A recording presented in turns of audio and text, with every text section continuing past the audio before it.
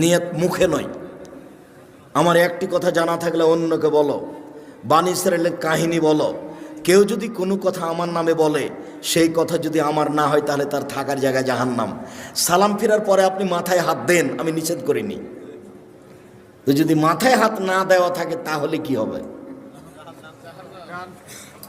আপনি অজু করার সময় কাঁধ মাসা করেন, আমি আপনার কাঁধ মাসা বন্ধ করতে আসিনি, করেন আপনি। কিন্তু মুহাম্মদ সাল্লাল্লাহু আলাইহি সাল্লামের যদি প্রমাণ না হয়ে থাকে কাঁধ মাসা, তাহলে আপনার কি হবে?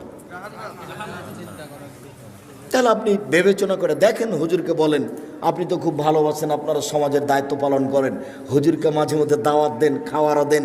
বলবেন আগামীকালকে, আহমদ মাওলানা সাহেব আপনাকে আমরা খুব ভালোবাসি, বেশ ভালো মন্দ বাড়িতে হলে আদর করে খাওয়ায় বটে, দয়া করে কাঁধ মাসা করার হাদিসটা উল্লেখ করবেন।